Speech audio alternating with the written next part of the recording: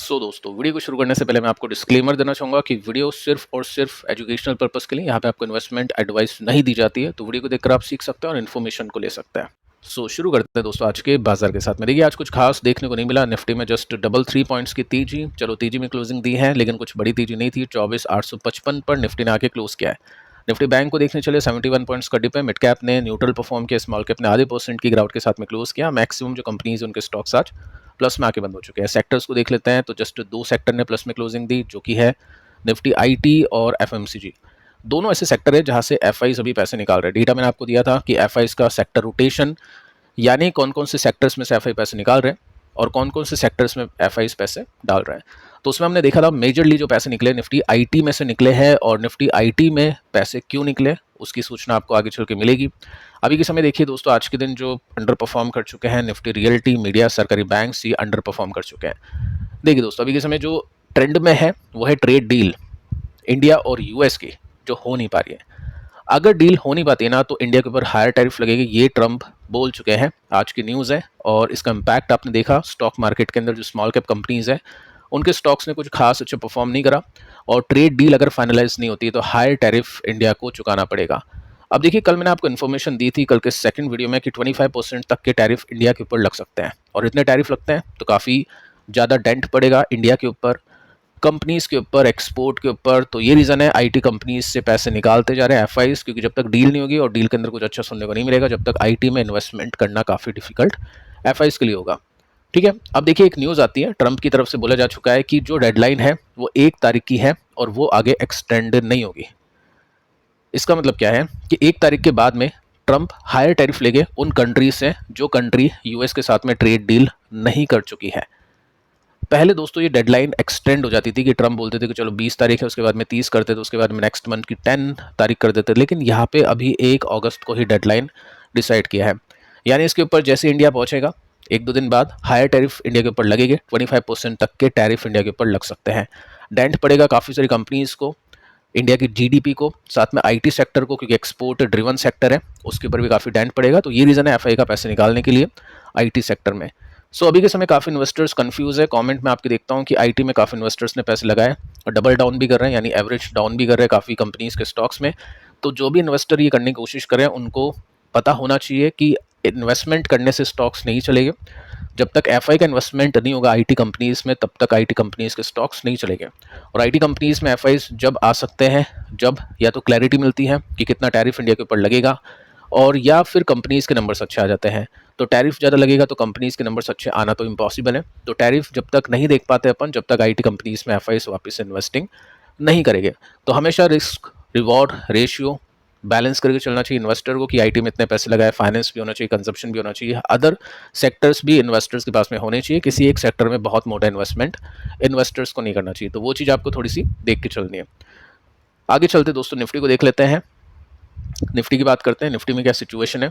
ये trend line break किया था निफ्टी ने, उसके बाद से निफ्टी नीचे जा रहा है। कल के दिन हमने यहाँ पे एक तेजी देखी, और जो कल की क्लोजिंग है या लो हम बोल सकते हैं, जो कल की कैंडल का लो है, उसके नीचे अगर आज निफ्टी बंद होता तो हम बोलते हैं जो तेजी बनी है वो सस्टेनेबल नहीं है।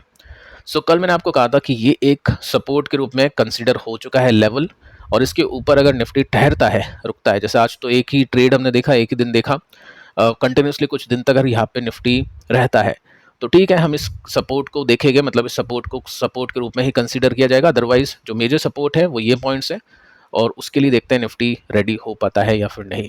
अभी तक क्लैरिटी नहीं है, डाउन ट्रेंड ही आपको निफ्टी का देखने को मिल रहा है, कोई भी अप ट्रेंड अभी निफ्टी में शुरू नहीं हुआ है। ऐसा चार्ट को देखकर हम पता लगा सकते हैं, और आप भी अपनी स्टडी कर सकते हैं। ऐसा कुछ नहीं है कि आपको खरीदना बेचना है। यहाँ पे कोई भी प्राइस या प्राइस एक्शन मैं आपके सामने नहीं रख रहा हूँ, जस्ट मैं आपको पुराने चार्ट के हिसाब से डेटा दे रहा हूँ, ताकि आपको सीखने को मिले कि चार्ट किस तरह से आप देखते हैं। अब हम बात करते हैं कुछ कंपनीज के ऊपर, कुछ कंपनीज के बारे में जिनके स्टॉक्स में सॉलिड एक्शन देखने को मिला है। देखो यहाँ पे कुछ कंपनीज हमको ऐसी दिखेगी जिनको लेकर कुछ बड़ी न्यूज़ है, बड़ी अपडेट्स है। कुछ कंपनीज हमको ऐसी मिलेगी जिनके स्टॉक के अंदर आज के दिन हो चुका है ब्रेकआउट।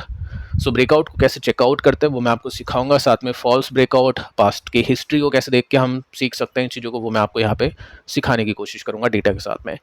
देखिए जो फर्स्ट कंपनी इसका नाम है डी मार्ट। आज के दिन काफ़ी इन्वेस्टर्स सरप्राइज हो गए होंगे कि नंबर्स तो इसके आ चुके हैं, कैसे एकदम से स्टॉक 270 रुपये चल गया, 7% के साथ में कैसे तेजी बन गई और एकदम से देखिए ये चला है स्टॉक। ये 11 बजे ठीक था, उसके बाद में एकदम से तेजी यहाँ पे बनी। मार्केट कैप 3 लाख करोड़ के आसपास का पहुंच चुका है और यहाँ पे 102 का पी रेशियो है, जो कि इसका एक बॉटम बना हुआ है। 100 का पी इसका एक बॉटम बना हुआ है, इसकी लिस्टिंग का पी है, ठीक है। सो यहाँ पे दोस्तों रीजन इस आर्टिकल में मेंशन कर रखा है कि क्या रीजन बना आज के दिन स्टॉक के प्राइस के चलने के पीछे का, इसको चेक करते हैं। तो देखिए दोस्तों स्टॉक के चलने के पीछे का रीजन है मैनेजमेंट कमेंट्री। मैनेजमेंट कमेंट्री वैसे भी इस कंपनी काफ़ी कम सुनने को मिलती है, रिजल्ट भी आते हैं ना तो मैनेजमेंट कुछ खास डेप्थ में डिटेल में नहीं बोलता है, लेकिन कभी कभी एनालिस्ट मीट होती है जिसके अंदर मैनेजमेंट कुछ शब्द बोल देता है और उसके रिएक्शन स्टॉक के प्राइस में देखने को मिल जाता है। अभी आप नोट कर सकते हैं मैनेजमेंट ने कुछ रिमार्क्स किए हैं कंपनी को लेकर कि स्टोर एक्सपेंशन हम काफ़ी ज़्यादा करने वाले हैं। अब मैं आपको थोड़ा सा डिटेल में बताने की कोशिश करता हूँ। ये डबलिंग डाउन करेंगे स्टोर एक्सपेंशन में। इसका मतलब यह है कि जितना ज़्यादा हो सकता है उतना ज़्यादा ओपनिंग इनके स्टोर की होने वाली है। साथ में आप देख सकते हैं यहाँ पे मेंशन कर रखा है कि इंक्रीज करेंगे इनका investment more than double for the same. यानी जो स्टोर एक्सपेंशन ही कर रहे हैं, स्टोर्स ओपन कर रहे हैं, उसमें अपना जो भी इन्वेस्टमेंट इनका होगा वो डबल करेंगे। अब वो कैसे करते हैं, कर्जा लेके करते हैं या कंपनी के खुद के फंड से करते हैं, आगे चल के देखते हैं। कंपनी अभी के समय डेट फ्री है, लेकिन यहाँ पे अच्छी एक्सपेंशन की बात की गई है, क्योंकि कंपनी इसी वजह से पीछे है कि जेप्टो इस तरह की जो भी कंपनी सॉलिड एक्सपेंशन करके अपने फंड उठा के बिना किसी प्रॉफिटेबिलिटी के आगे बढ़ रही है। साथ में और भी रिटेल कंपनी रिलायंस की बात करें वो भी डेट लेकर आगे बढ़ रही है, तो एक्सपेंशन करना काफ़ी इंपॉर्टेंट है, ये कंपनी ने यहाँ पे मेंशन किया। लेकिन दोस्तों कर्जा अगर ये कंपनी लेती है तो वैसे प्रॉफिट के मार्जिन के ऊपर डेंट पड़ेगा, क्योंकि इंटरेस्ट इनको चुकाना पड़ेगा। लेकिन अभी तक ऐसे कुछ बोला नहीं है कि कर्जा लेकर हम करने वाले, यहाँ पे बोला है कंपनी ने कि हम डबल कर देंगे अपना इन्वेस्टमेंट, जो इन्वेस्टर को काफ़ी पसंद आया। अब कैसे डबल होता है वो आगे चल के देखेंगे। साथ में देखो आप इसमें नोट कर सकते हैं कि नॉर्थ जो पार्ट है ना वहाँ पे ये ज़्यादा एक्सपेंशन करने वाले हैं, ठीक है। और जो अभी इनके करंट सीईओ है वो भी रिजाइन दे चुके हैं। नेक्स्ट कुछ टाइम के अंदर यहाँ पे नए सीईओ आएंगे, तो देखते हैं वो इस एक्सपेंशन को कैसे लेते हैं और इसको कैसे आगे बढ़ाते हैं। साथ में आप नोट कर सकते हैं कि नए स्टोर्स इन्होंने ओपन किए हैं। कल की एक सूचना है जिसके अंदर आप नोट करोगे तो पठानकोट के अंदर पंजाब में एक नया स्टोर इसने ओपन कर दिया है। टोटल स्टोर कितने हो चुके हैं, 426, यानी 426 स्टोर्स इनके ओपन हो चुके हैं इंडिया में। साथ में आप देख सकते हैं पिछले हफ्ते कंपनी ने एक नया स्टोर ओपन किया जो कि पुणे में था। तो एक्सपेंशन चल रहा है कंपनी का काफ़ी जोरों शोरों से। दिक्कत की बात दोस्तों ये है कि एक्सपेंशन करके ये डबल डिजिट में रेवेन्यू ग्रोथ तो लेकर आ रहे हैं, लेकिन जो कंपनी का प्रॉफिट है वो घट रहा है। और उसके पीछे के रीजंस बताने की कोशिश की है कि कंपनी एक्सपेंशन कर देती है, डिफ्लेशन देखने को मिला है कुछ फूड प्रोडक्ट्स के अंदर, यानी non food products, FMCG products, beauty care products हम बोल सकते हैं, उनके प्राइसेस कम हुए हैं तो इनको भी सस्ते में बेचना पड़ा। तो ये सब चीज़ें हैं जो इनके प्रॉफिट को डेंट करती हुई देखने को मिल रही है। एम्प्लॉय की सैलरी हो गया या फिर मेंटेनेंस हो गया, ये सब चीज़ों को इस कंपनी को देखना पड़ रहा है, जिसकी वजह से काफ़ी ज़्यादा लागत इनकी आती है, प्रॉफिट इतने कुछ खास नहीं निकल पाते हैं।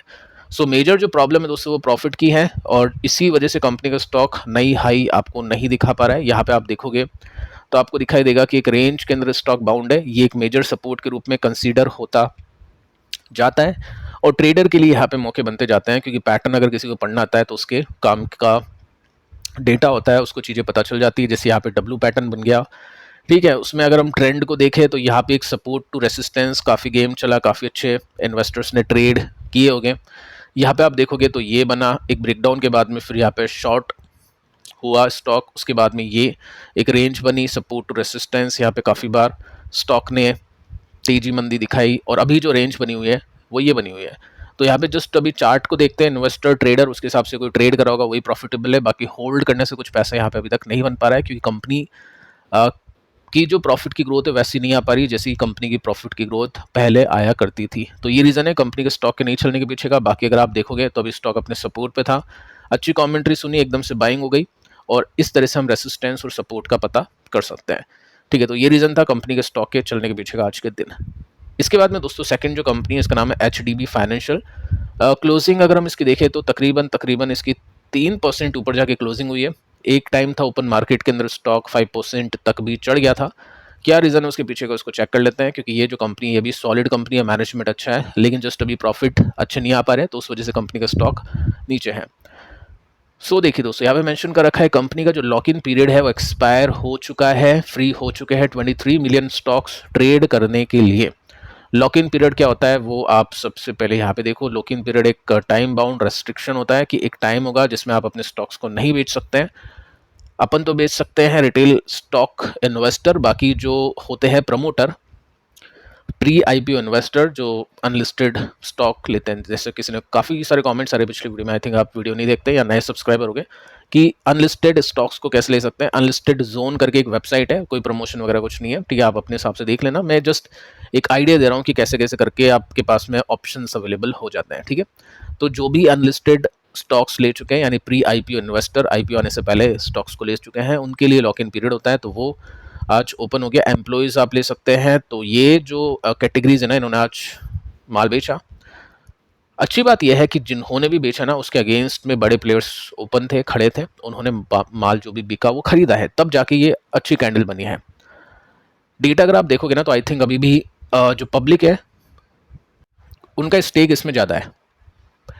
एफआईज और डीआईएस का स्टेक इसमें इतना नहीं है। तो अभी बड़े प्लेयर यहाँ पे स्टॉक पिक करने की कोशिश करें। वॉल्यूम्स हम देखें तो लिस्टिंग की तो बात अलग है। यहाँ पे चलो ठीक है, इतने दिनों के वॉल्यूम के कंपैरिजन में आज के दिन अच्छे वॉल्यूम देखने को मिले हैं। रीज़न आपको बताइए वॉल्यूम अच्छा आने के पीछे का क्या है? लॉक इन पीरियड एंड हुआ है, तो ऐसे वॉल्यूम को नज़रअंदाज कर देते हैं। बाकी ट्रेंड अगर आप देखोगे तो मैं आपको पहले ही यहाँ पे सूचना दे चुका था, इस कंपनी की इन्फॉर्मेशन आपको दे चुका था कि यहाँ पे वैल्यूएशन ऐसा कुछ नहीं है कि कंपनी एहसान करी इतनी कम वैल्यूएशन को लाकर के। कंपनी की प्रॉफिटेबिलिटी माइनस में जा रही है वाई बेसिस पे, तो ऑब्वियस है कंपनी कम वैल्यूएशन यहाँ पे लेगी। और जो हमने देखा बजाज हाउसिंग फाइनेंस में काइंड ऑफ सिचुएशन इसमें देखने को मिल रही है, क्योंकि इस वैल्यूएशन पर जब बजाज फाइनेंस जैसी कंपनी अवेलेबल है तो क्यों कोई इस कंपनी को इस वैल्यूएशन पर लेगा। सो यहाँ पे ब्रेकडाउन हुआ, उसके बाद में एक और ब्रेकडाउन इसमें देखने को मिला। आज के दिन एक अच्छा यहाँ पे एक्शन देखने को मिला है, लेकिन क्या ये एक ब्रेकआउट है? क्या ट्रेंड लाइन देख सकते हैं, आप बना सकते हैं, उसके हिसाब से आप खुद जज करिए कि एक ब्रेकआउट है या फिर नहीं। नेक्स्ट जो कंपनी है ना, इसका नाम है सुमिटोमो केमिकल। 8% की तेजी यहाँ पे बनी है। अब देखो, दो कंपनीज के ऊपर हम बात करने वाले हैं, केमिकल कंपनीज। तीन कंपनीज होगी, एक तो सिखाने के हिसाब से है, एग्जाम्पल के लिए, बाकी सब कुछ सिखाने के हिसाब से होता है। 8% की तेजी यहाँ पे बन गई। 64 का पी रेशियो है, 32,000 करोड़ का इसका मार्केट कैप है, ठीक है। आगे चलते हैं। देखो होता क्या है कि केमिकल कैटेगरी के अंदर जो सबसे ज़्यादा कंसिस्टेंट मानी जाती है वो एग्रो केमिकल कंपनी मानी जाती है।